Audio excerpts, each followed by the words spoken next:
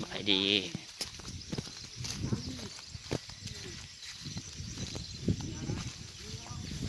โควิดกระยานเวียกงานกับเป็นเห็ด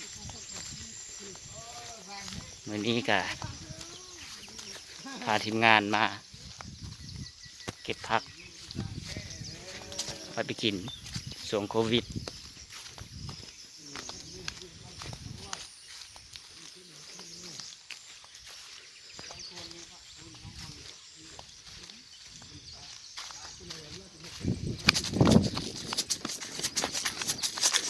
เดี๋ยวนาพี่นี่เบื้องกองนี่ทีมงานเฮาทีมงานเก็บผักไป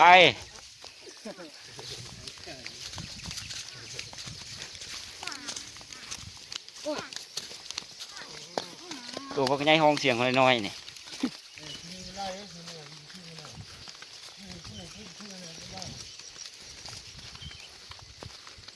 อากาศก็ร้อนหลาย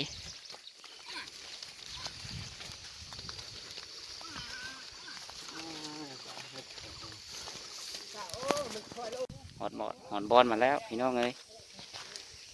ผักกับบูมี่หลาย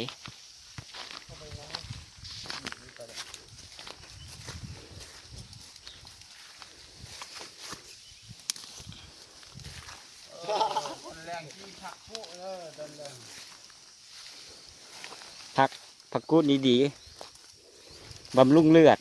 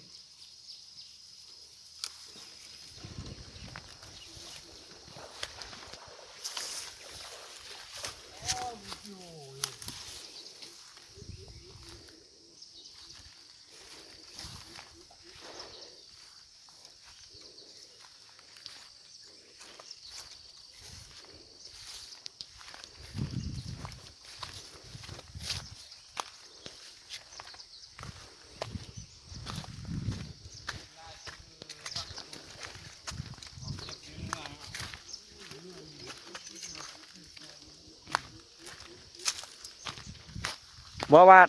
ถ้าฝนบนตกเมื่อคืนนี่มันจะพาไปเก็บทางมีหลายอันนี้ฝนตกเมื่อคืนมันไปบ่ได้พอดีมดอันนี้นี่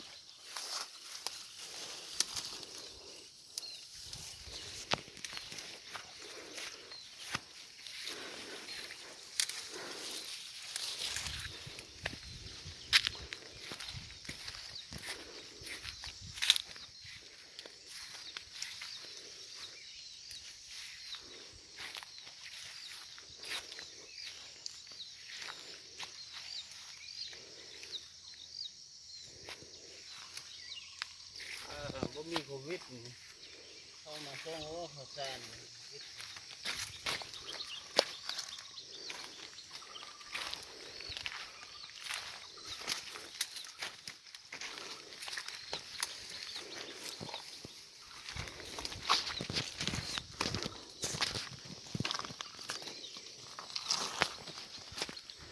แดดก็บักแห้ง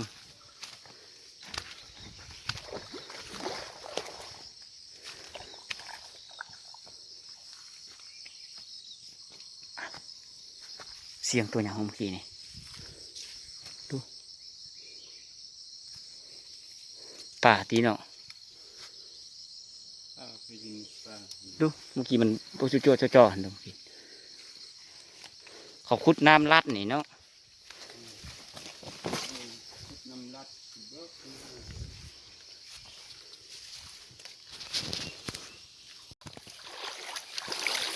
ทีนี้ก็เก็บมาได้สักพักแล้วก็พอได้อยู่ผักกูดหน่อยหนึงคิดปลาอเมซอนแห่งนี้มีหลายอยู่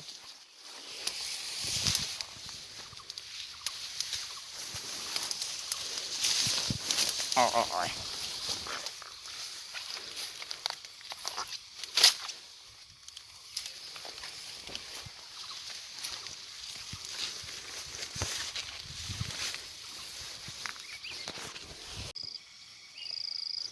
อากาศก็ร้อนหลาย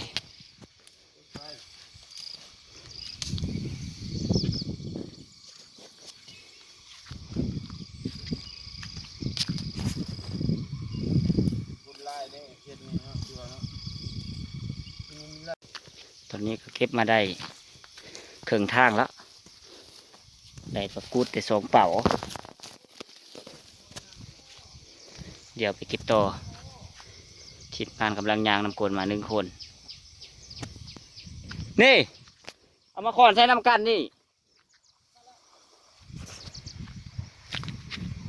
เก็บขึ้นต่อไปอีก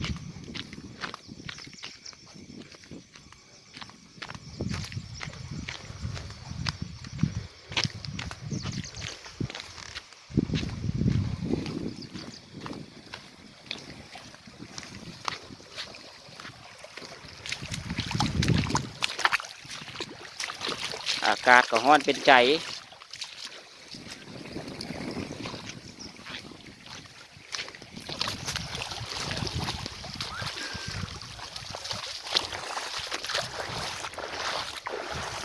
นี่ตัวไปนะแม่นี่เอาไปใส่น้ำอันนั้นไอ้พอดีให้มันเต็มเลย2 เป๋าคนน่ะตัวขนาดเราเก็บไปอีก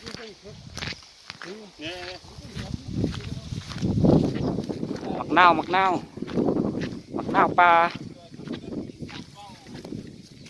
มีแต่หน่วยใหญ่ๆหมดมักนาวปลาเห็นดู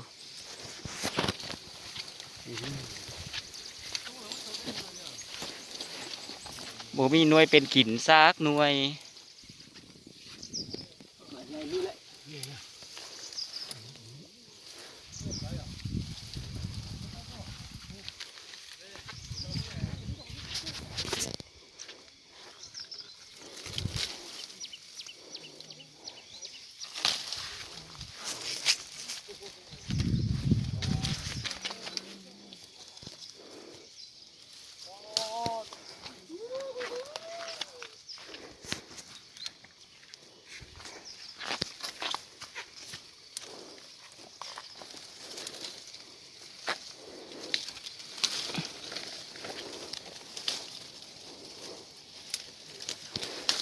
อยู่ไหนก็มีคนกินมากันนี่มีกินคือกันที กินไล่มันใหญ่ ตามมีหน่อยเดียวนี่แบบนี้นี่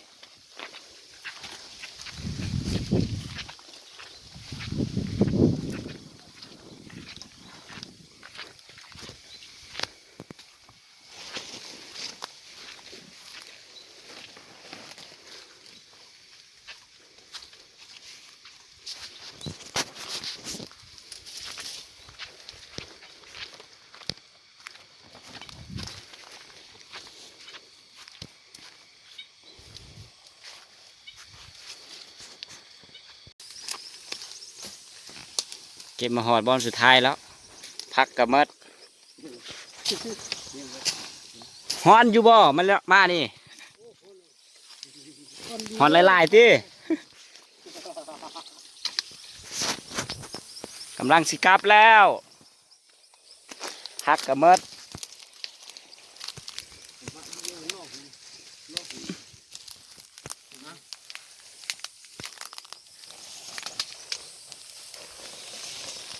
ไปยางกลับมานี่นะ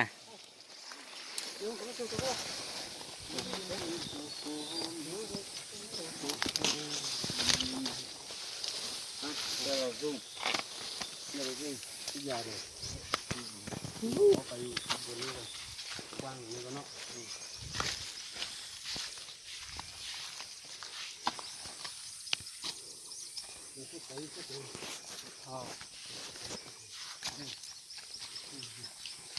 ไป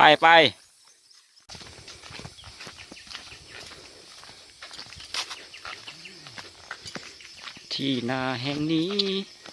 พี่ก็เคยทำ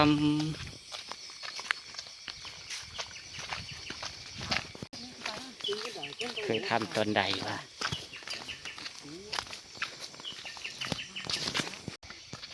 เรียกงานของวันนี้ก็สำเร็จไปโดยดี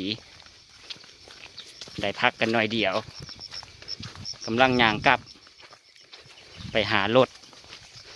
แล้วก็กลับบ้าน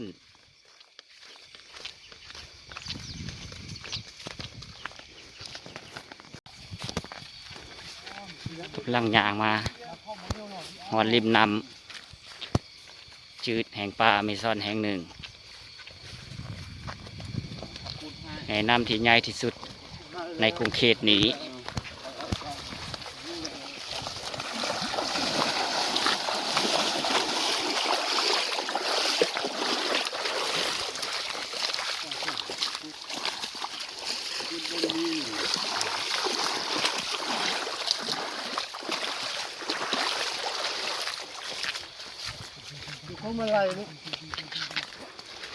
กำลังขึ้นเขาแห่งมรกต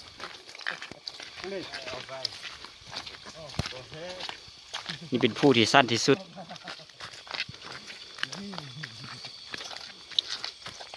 อ้าวพักเขารักสิ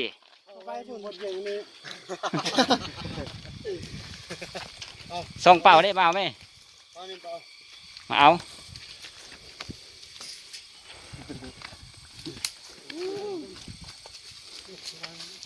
คนรักซะเนาะ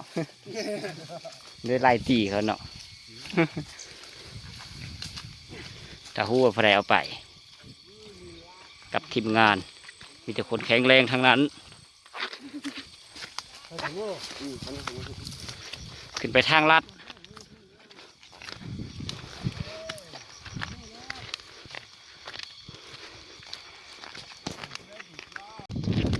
ไก่จะหอดแล้วอีกประมาณ2 ชั่วโมงหอดที่รถจอด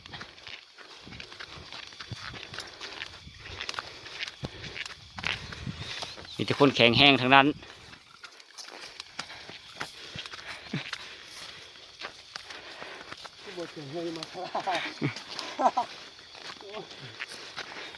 เหลือ1 คนที่แข็งแห้งที่สุดกำลังย่างนำมา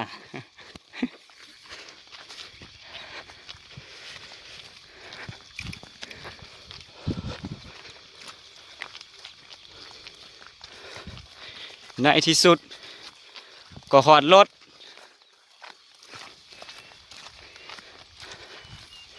แล้วก็เกี่ยมกับบานกัน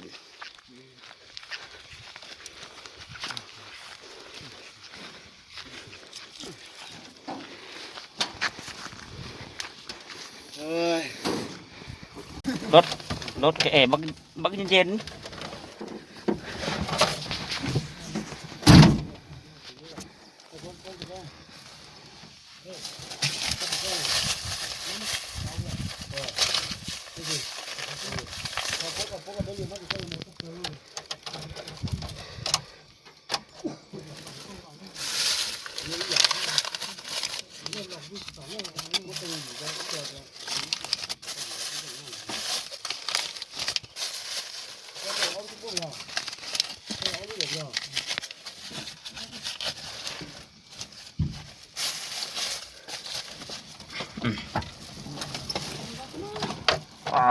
ฮอน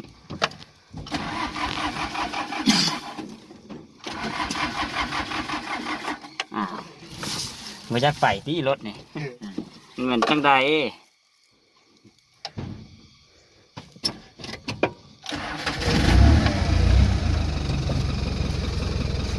ไปกัน